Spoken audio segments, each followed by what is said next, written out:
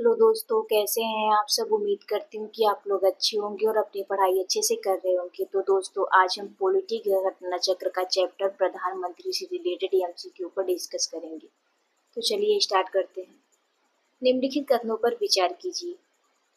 पहला देख लेते हैं, केंद्र में मंत्री परिषद संसद के प्रति सामूहिक रूप से उत्तरदायी होगी। ये गलत है। दूसरा, संघीय मंत्री भारत के राष्ट्रपति के प्रसाद पर्यंत पद धारण करेंगे। ये सही है। विधि निर्माण तीसरा, विधि निर्माण हेतु प्रस्ताव के बारे में प्रधानमंत्री राष्ट्रपति को सूचित करेगा। ये भी बिल्कुल सही है, इसलिए हमारा आंसर बी हो जाएगा। केवल 2 और 3। संविधान के अनुच्छेद 75(3) के अनुसार मंत्रिपरिषद लोकसभा के प्रति सामूहिक रूप से उत्तरदायी होती है, न कि संसद जिनकी अंतर्गत राष्ट्रपति, लोकसभा व राज्यसभा आते हैं। अनुच्छेद 75(2) के अनुसार मंत्री राष्ट्रपति के प्रसाद पर्यंत अपने पद धारण करेंगे। अनुच्छेद 78 के अनुसार प्रधानमंत्री का यह कर्तव्य है कि वह संघ के कार्यकलाप के प्रशासन संबंधित और विधान विषयक प्रस्तावनाओं संबंधित मंत्रिपरिषद के सभी विनिश्चय राष्ट्रपति को संसूचित करें।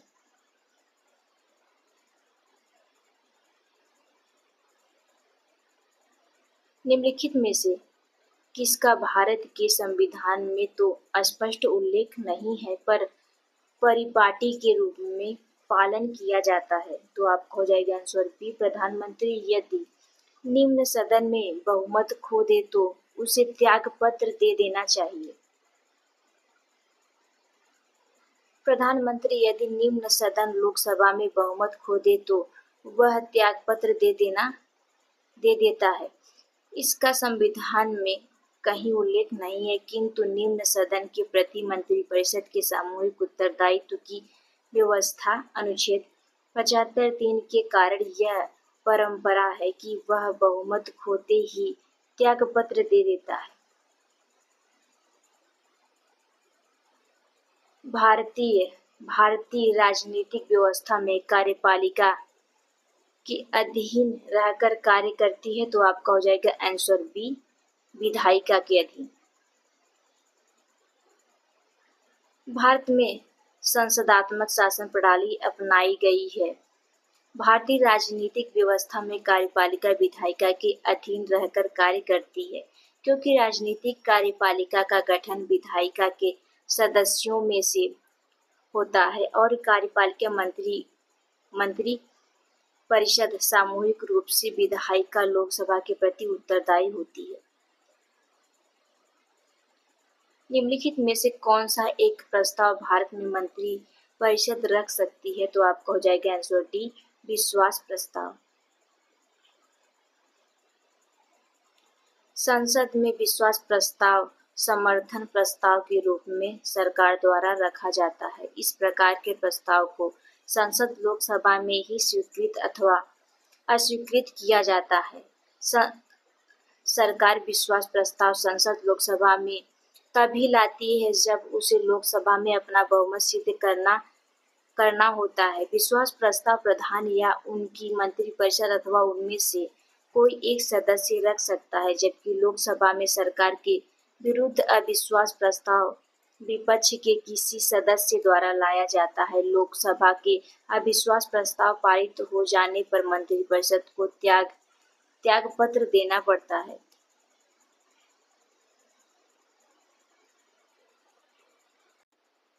भर्त्सना प्रस्ताव एवं स्थगन प्रस्ताव भी सामान्यतः विपक्ष द्वारा लाए जाते हैं। किस सदन के सदस्यों द्वारा बहुमत से अविश्वास प्रस्ताव पास होने पर मंत्रिपरिषद को त्यागपत्र देना पड़ेगा? तो आपको हो जाएगा आंसर ए, लोकसभा की। अपना त्यागपत्र देने के बाद भारत में एक मंत्री को अपने त्यागपत्र के विषय में लोकसभा में व्यक्तिगत वक्तव्य देने के लिए किसकी अनुमति की आवश्यकता होती है? तो आपका हो जाएगा आंसर बी, स्पीकर।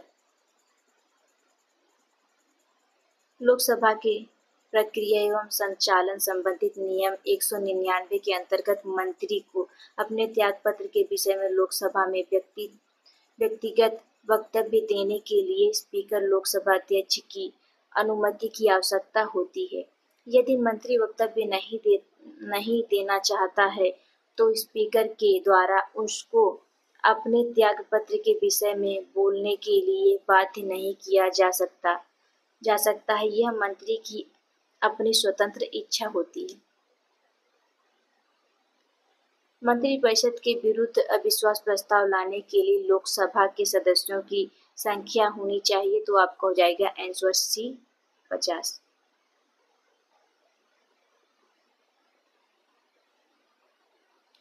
लोकसभा के प्रक्रिया एवं संचालन संबंधित नियम 198 के तहत मंत्रिपरिषद के विरुद्ध अविश्वास प्रस्ताव लाने के लिए लोकसभा के कम से कम 50 सदस्यों का समर्थन आवश्यक है। लोकसभा में मंत्रिपरिषद के विरुद्ध अविश्वास का प्रस्ताव लाने हेतु न्यूनतम सदस्य संख्या है, तो आपको हो जाएगा आंसर डी 50।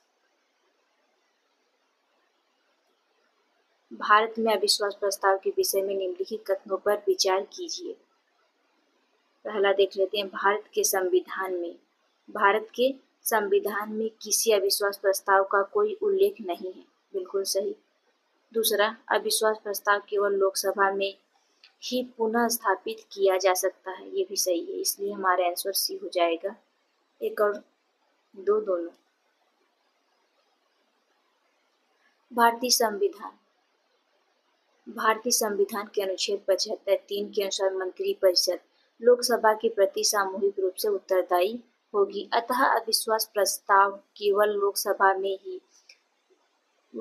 में ही पुनः स्थापित किया जा सकता है। इसके साथ ही भारत के संविधान में किसी अविश्वास प्रस्ताव का कोई उल्लेख नहीं है। अनुच्छेद 118(1) के अनुसार संसद का प्रत्येक सदन अपनी प्रक्रिया और अपने कार्य संचालन के विनियमन के लिए नियम बना सकेगा, अतः लोकसभा ने अपने नियम 198 मंत्रिपरिषद के विरुद्ध अविश्वास प्रस्ताव की प्रक्रिया के लिए नियम बनाया है। इस प्रकार अविश्वास प्रस्ताव का उल्लेख संविधान में न होकर लोकसभा के नियम 198 में है।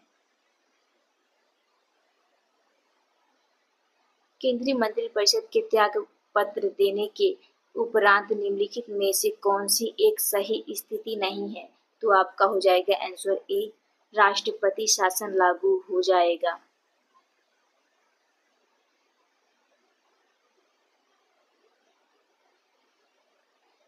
राष्ट्रपति शासन राज्यों में संवैधानिक तंत्र के विफल हो जाने की दशा में अनुच्छेद 356 के तहत लगाया जाता है। भारतीय संविधान में केंद्रीय मंत्रिपरिषद के त्यागपत्र देने की स्थिति में केंद्र में राष्ट्रपति शासन लागू होने की कोई व्यवस्था नहीं है। वैकल्पिक व्यवस्था नई सरकार का गठन होने तक वह मंत्रिपरिषद कार्य करती है। प्रदेश का कौन सा नेता नेहरू की कैबिनेट में पहले गृह मंत्री तथा बाद में रक्षा मंत्री बना, तो आपको हो जाएगा आंसर सी,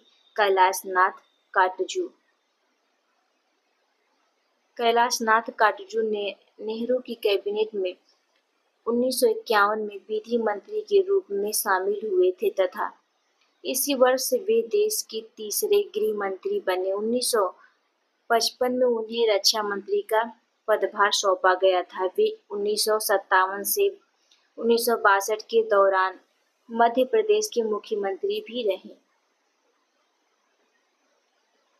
स्वतंत्र भारत के प्रथम वित्त मंत्री थे, तो आपका हो जाएगा, चलिए थ्योरी के माध्यम से देखते हैं। स्वतंत्र भारत के प्रथम वित्त मंत्री आर.के. षणमुखम चेट्टी थे, जो कि 15 अगस्त 1947 से 17 अगस्त 1948 तक इस पद पर रहे। इन्होंने स्वतंत्र भारत का पहला केंद्रीय बजट 26 नवंबर 1947 को प्रस्तुत किया था। 1948 में जॉन मथाई को वित्त मंत्री नियुक्त किया गया था। भारत में स्वतंत्रता के पश्चात प्रथम मंत्रिमंडल का कानून मंत्री कौन था, तो आपको हो जाएगा आंसर डी, बी.आर. अम्बेडकर। स्वतंत्रता के पश्चात डॉक्टर बी.आर. अम्बेडकर विधि कानून मंत्री थे, जबकि अंतरिम सरकार 1946 में कानून मंत्री जोगेंद्र नाथ मंडल थे। निम्नलिखित में से किन लोगों का स्वतंत्र भारत के प्रथम मंत्रिमंडल 1947 का पोर्टफोलियो उनके अतिरिक्त सरकार 1946 के पोर्टफोलियो से भिन्न था। चलिए देख लेते हैं।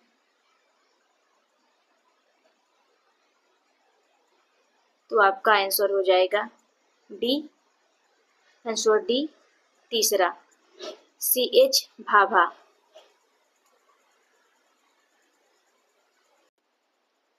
प्रश्नगत व्यक्तियों का स्वतंत्र भारत के प्रथम मंत्रिमंडल 1947 में पोर्टफोलियो इस प्रकार था: जगजीवन राम श्रम, डॉक्टर राजेंद्र प्रसाद खाद्य और कृषि, C.H. भाभा वाणिज्य, सरदार बलदेव सिंह रक्षा।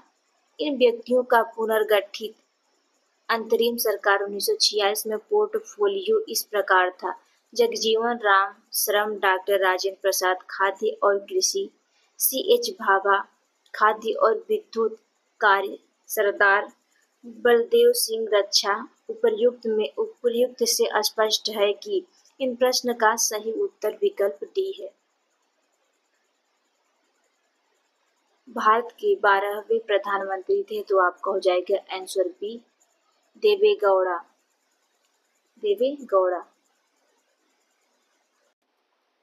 भारत के व्यक्ति अनुसार 12वें प्रधानमंत्री कार्यवाहक प्रधानमंत्री गुलजारी लाल नंदा को शामिल करके H.D. देवेगौड़ा थे, जो 1 जून 1996 से 21 अप्रैल 1997 तक इस पद पर रहे।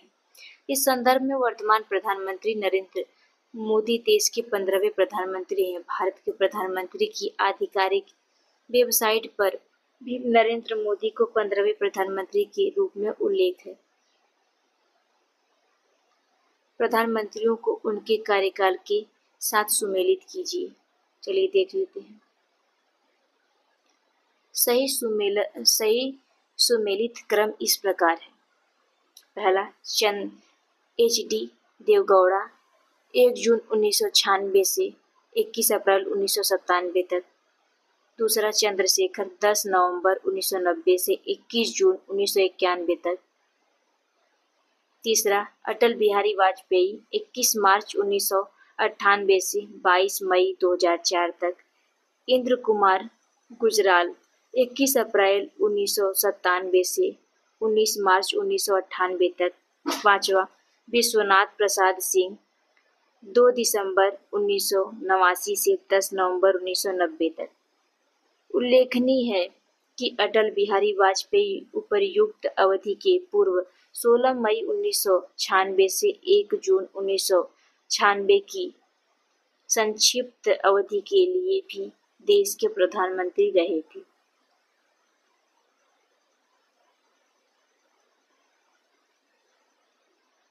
निम्नलिखित में से कौन एक से अधिक बार प्रधानमंत्री नियुक्त हुए हैं?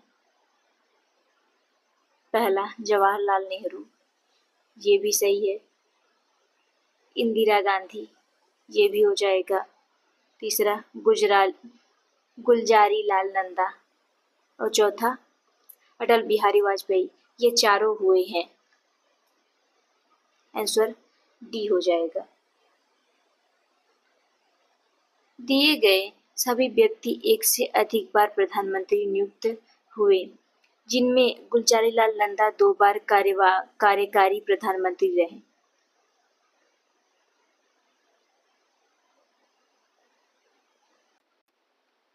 निम्नलिखित में से किन्होंने अपने राजनीतिक जीवन में भारत के प्रधानमंत्री का पद एक बार से अधिक समयांतर के बाद सुशोभित किया? तो आपके हो जाएंगे गुलजारी लाल नंदा, इंदिरा गांधी, अटल बिहारी वाजपेयी, ये तीनों।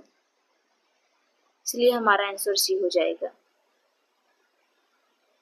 जवाहरलाल नेहरू के प्रधानमंत्रित्व काल में समयांतराल नहीं था। गुलजारी लाल नंदा पहली बार 27 मई 1964 से 9 जून 1964 तक एवं दूसरी बार 11 जनवरी 1966 से 24 जनवरी 1966 तक 2 समयांतराल में भारत के कार्यवाहक प्रधानमंत्री हुए। इंदिरा गांधी 1966 एवं 1980 में और अटल बिहारी वाजपेयी पहली बार 1996 में एवं दूसरी बार 1998 से दो समयांतरालों में भारत के प्रधानमंत्री हुए। अतः स्पष्ट है कि विकल्प सी सही उत्तर है।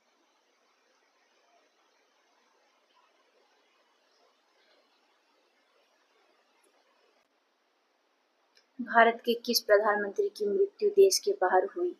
तो आपको हो जाएगा आंसर सी, लाल बहादुर शास्त्री।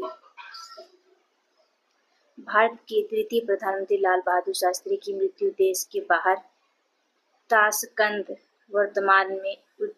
वर्तमान उज्बेकिस्तान की राजधानी में 11 जनवरी 1966 को हुई थी। निम्नलिखित राज्यों में एवं उनके संबंधित मुख्यमंत्रियों का मिलान करें जो भारत के प्रधानमंत्री बने। चलिए आगे देख लेते हैं।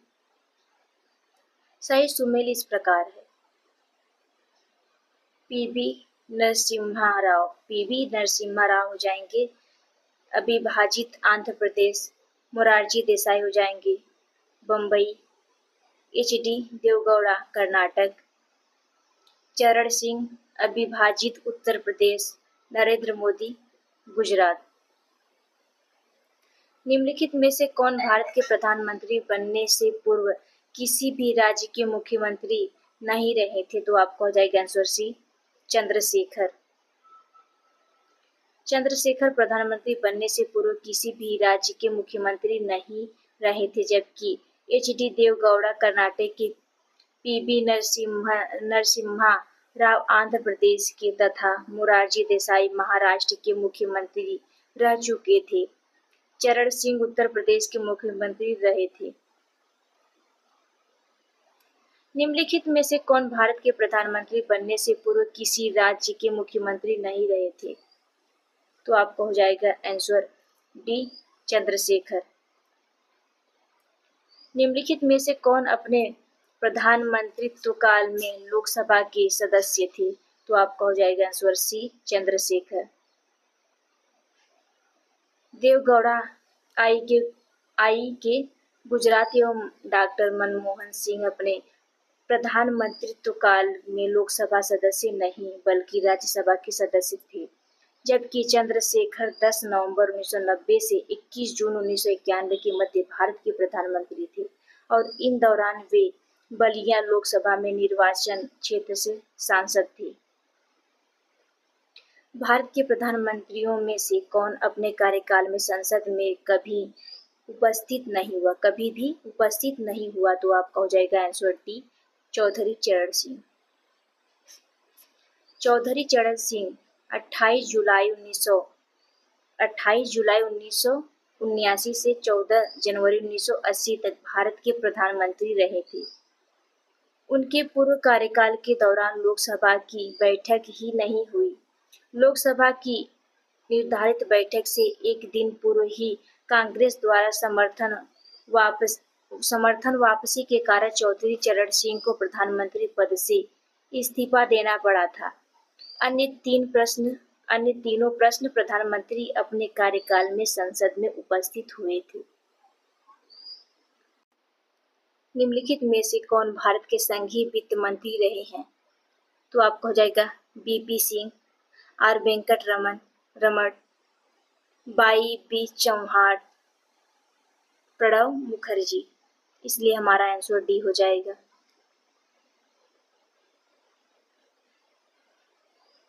उपर्युक्त प्रश्न के विकल्पों में दिए गए सभी व्यक्ति भारत के संघीय वित्त मंत्री रह चुके हैं।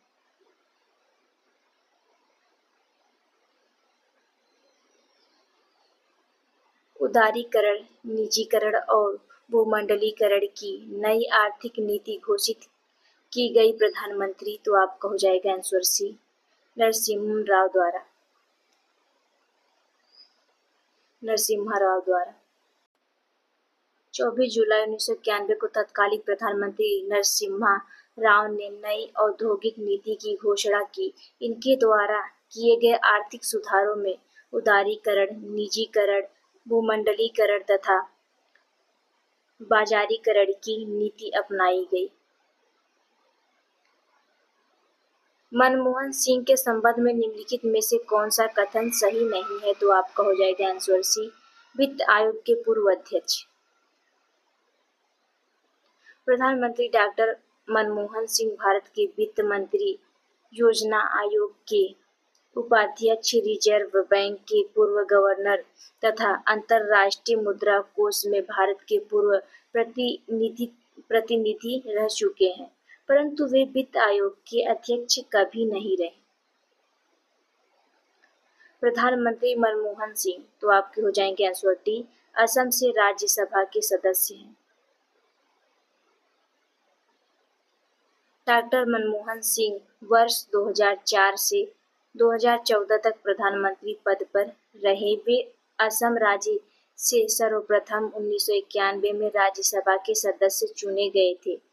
इनके पश्चात वे लगातार असम से ही 1996, 2001 एवं 2007 तथा 2013 में राज्यसभा के सदस्य बने। वर्तमान में 2019 से वे राजस्थान से राज्यसभा के सदस्य हैं।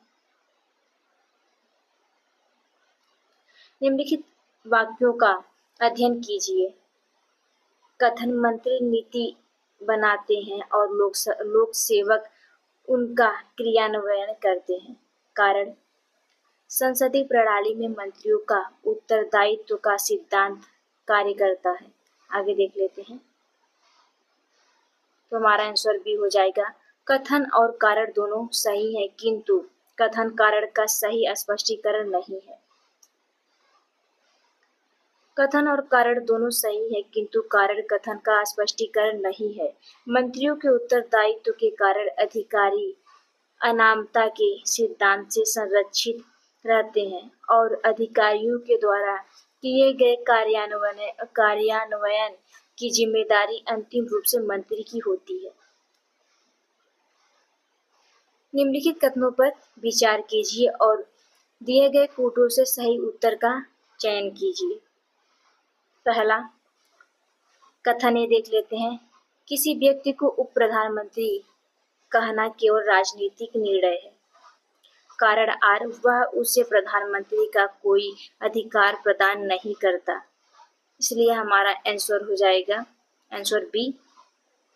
ए तथा आर दोनों सही है, किंतु आर ए की सही व्याख्या नहीं करता है।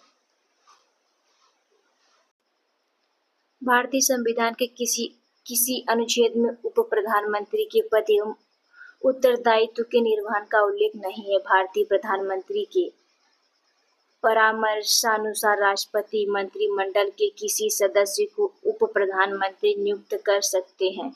उप प्रधानमंत्री के उत्तरदायित्व का निर्वहन प्रधानमंत्री का विशेषाधिकार है। इस प्रकार कथन एवं कारण दोनों सही है, परंतु कारण कथन की सही व्याख्या नहीं है। उप प्रधानमंत्री पद का सृजन, तो आपका हो जाएगा आंसर बी, संविधान के प्रावधानों से हटकर हुआ।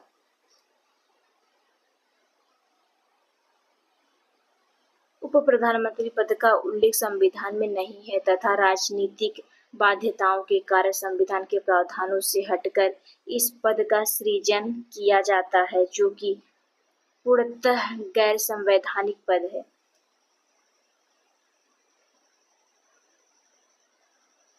निम्नलिखित कथनों पर विचार कीजिए। भारतीय संघ की कार्यपालिका शक्ति प्रधानमंत्री में निहित है, ये गलत हो जाएगा। राष्ट्रपति में निहित है। प्रधानमंत्री सिविल सेवा बोर्ड का पदेन अध्यक्ष होता है, ये भी गलत हो जाएगा, इसलिए हमारा आंसर डी हो जाएगा। न तो एक और नहीं दो। अनुच्छेद 53(1) के अनुसार संघ की कार्यपालिका शक्ति राष्ट्रपति में निहित होती है और वह इसका प्रयोग इस संविधान के अनुसार स्वयं या अपने अधीनस्थ अधिकारियों के द्वारा करेगा, अतः कथन एक गलत है। कैबिनेट सचिवालय प्रधानमंत्री के प्रत्यक्ष प्रभाव के तहत होता है। सचिवालय का प्रशासनिक प्रमुख कैबिनेट सचिव है, जो सिविल सेवा बोर्ड का पदेन अध्यक्ष भी होता है, अतः कथन 2 भी गलत है।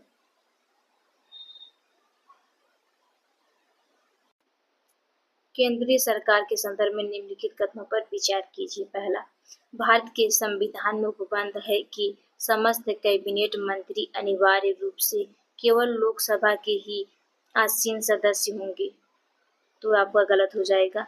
केंद्रीय कैबिनेट सचिवालय संसदीय कार्य मंत्रालय के निर्देशाधीन कार्य करता है, ये भी गलत हो जाएगा, इसलिए हमारा आंसर डी हो जाएगा।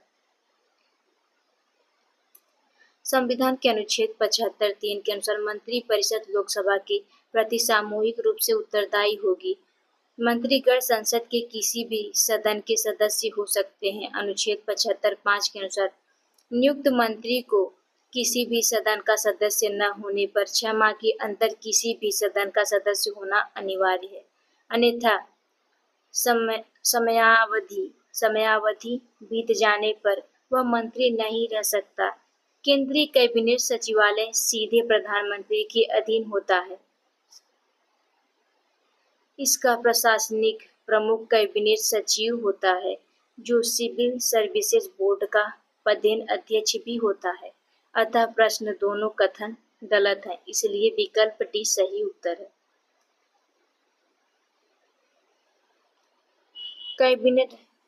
कैबिनेट समितियों से संबंधित निम्नलिखित कथनों को पढ़िए एवं सही विकल्प को चुनिए।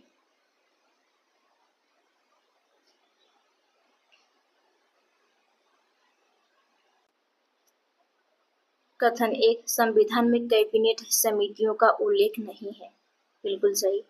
कथन 2, कैबिनेट समितियां प्रधानमंत्री द्वारा समय की जरूरत एवं परिस्थितियों की आवश्यकताओं को ध्यान में रखते हुए गठित की जाती हैं, ये बिल्कुल सही है। कथन 3, यदि प्रधानमंत्री समिति के सदस्य हो तो यह आवश्यक नहीं कि वे समिति के अध्यक्ष हो, ये गलत है। चौथा देख लेते हैं। कथन 4, संसदीय मामलों की समिति के अध्यक्ष प्रधानमंत्री होते हैं, ये भी गलत है, इसलिए हमारा आंसर डी हो जाएगा। कथन 1 एवं 2 सही हैं, लेकिन कथन 3 एवं 4 गलत हैं। संविधान में कैबिनेट समितियों का उल्लेख नहीं है। ये संविधान इतर निकाय है। कार्य संचालन नियमों के तहत इनका गठन प्रधानमंत्री द्वारा समय की जरूरतों और परिस्थितियों की आवश्यकताओं को ध्यान में रखते हुए किया जाता है। कथन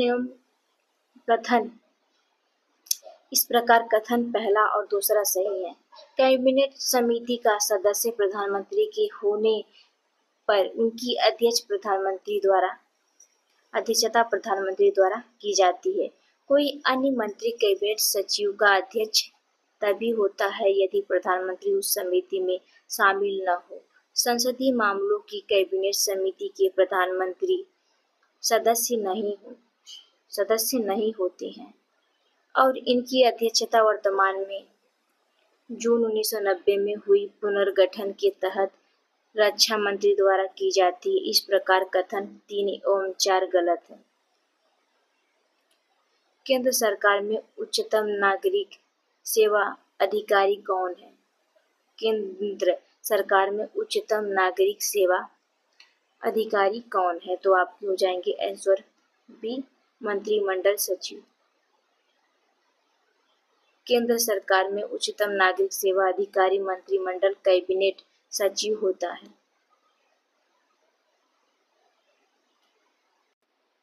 निम्नलिखित संविधान संशोधन में से कौन सा एक बताता है कि मंत्रिमंडल में कुल मंत्रियों की संख्या प्रधानमंत्री को सम्मिलित करते हुए लोकसभा के सदस्यों की कुल संख्या के 15% से अधिक नहीं होगी? तो आपका हो जाएगा आंसर बी, 91वां संविधान संशोधन। 91वें संविधान संशोधन अधिनियम 2003 द्वारा संविधान के अनुच्छेद 75 में खंड 1 के जोड़कर यह प्रावधान किया गया कि मंत्रिपरिषद में प्रधानमंत्री सहित मंत्रियों की कुल संख्या लोकसभा के कुल सदस्यों की संख्या के 15% से अधिक होनी चाहिए। अतः विकल्प भी सही उत्तर है। निम्नलिखित में से किस संवैधानिक संशोधन अधिनियम द्वारा मंत्रिपरिषद की संख्या लोकसभा के कुल संख्याओं के 15% की सीमा तक निर्धारित की गई है? तो आप हो जाएगा आंसर सी, 91वां संवैधानिक संशोधन अधिनियम 2003। केंद्रीय सरकार के संदर्भ में निम्नलिखित कथनों पर विचार कीजिए। पहला हो जाएगा 15 अगस्त 1947 को केंद्र में मंत्रालयों की संख्या 18 थी। बिल्कुल सही, बिल्कुल सही। वर्तमान में केंद्र में मंत्रालयों की संख्या 36 है। ये गलत हो जाएगा।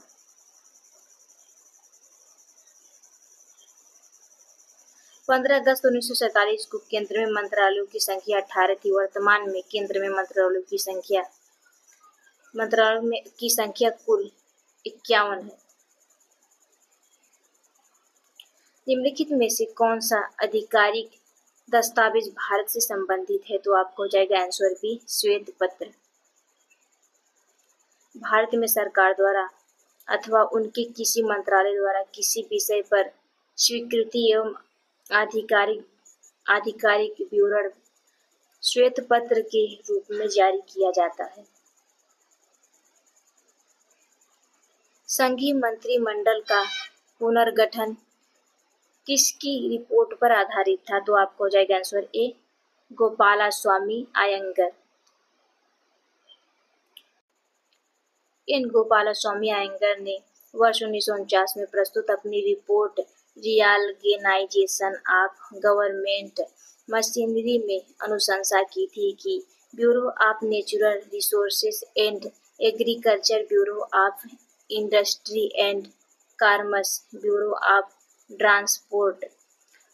ट्रांसपोर्ट एंड कम्युनिकेशन तथा ब्यूरो ऑफ लेबर एवं सोशल सर्विसेज के रूप में आर्थिक और सामाजिक सेवाओं के लिए उत्तरदायी मंत्रियों के नए समूह की स्थापना की जानी चाहिए। निम्नलिखित में से कौन सा से मंत्रिमंडल सचिवालय कायक के कार्य हैं? तो आपका हो जाएगा मंत्रिमंडल बैठकों के लिए कार्यसूची तैयार करना। बिल्कुल सही। मंत्रिमंडल समितियों के लिए सचिवालयी सहायता, ये भी सही है। मंत्रियों की वित्तीय संसाधनों का आवंटन, ये गलत हो जाएगा, इसलिए हमारा आंसर सी हो जाएगा। भारत सरकार कार्य आवंटन नियम 1961 में मंत्रिमंडल सचिवालय को नियमों की प्रथम अनुसूची में स्थान दिया गया है। इस सचिवालय को आवंटित विषय है मंत्रिमंडल तथा मंत्रिमंडलीय समितियों को सचिवीय सहायता और दूसरा कार्य के नियम। मंत्रिमंडल सचिवालय द्वारा मंत्रिमंडल और मंत्रिमंडलीय समितियों को उपबद्ध कराई जाने वाली सचिवीय सहायता में शामिल है। पहला, प्रधानमंत्री के आदेश पर मंत्रिमंडल की बैठक आयोजित करना। दूसरा, मंत्रिमंडलीय बैठक के लिए कार्यसूची तैयार और वितरित करना। तीसरा, कार्यसूची से संबंधित दस्तावेजों का वितरण करना। चौथा आपको हो जाएगा किए गए विचार विमर्श का रिकॉर्ड तैयार करना। पांचवा, प्रधानमंत्री की अनुमति प्राप्त होने के बाद रिकॉर्ड का वितरण करना। छठा आपका मंत्रिमंडल द्वारा लिए गए निर्णयों के क्रियान्वयन की निगरानी। Council of scientific and industrial research का अध्यक्ष कौन है? तो आपका हो जाएगा आंसर सी, भारत के प्रधानमंत्री।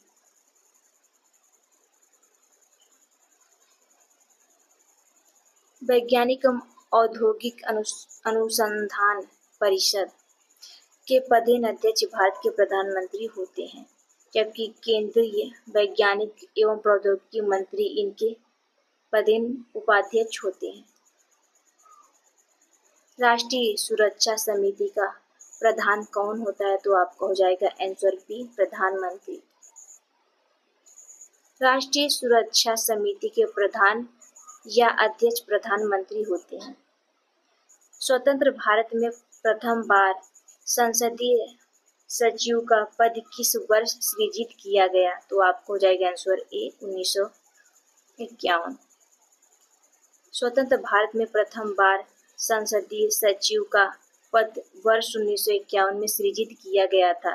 संसदीय सचिव एवं उच्च रैंकिंग का सरकारी पद है। संसदीय सचिवों की नियुक्ति भारत के प्रधानमंत्री करते हैं। संसदीय सचिव का प्रमुख कार्य कैबिनेट मंत्रियों एवं प्रधानमंत्री की सहायता करना होता है। निम्नलिखित में से किसका सुमेल नहीं है? तो आपको हो जाएगा आंसर डी राजीव गांधी। कर्मभूमि से नहीं, ये वीरभूमि से संबंधित है। राजीव गांधी की समाधि स्थल वीरभूमि है, न कि कर्मभूमि। कर्मभूमि समाधि स्थल भारत के पूर्व प्रधानमंत्री शंकर दयाल शर्मा की है। अन्य विकल्प के युग्म सुमेलित है। जय जवान जय किसान का नारा किसने दिया? तो आपका हो जाएगा आंसर बी जवाहरलाल नेहरू। जय जवान जय किसान का नारा भारत के द्वितीय प्रधानमंत्री वर्ष 1964 से 1966 लाल बहादुर शास्त्री ने भारत पाक युद्ध के समय 1965 में दिया था।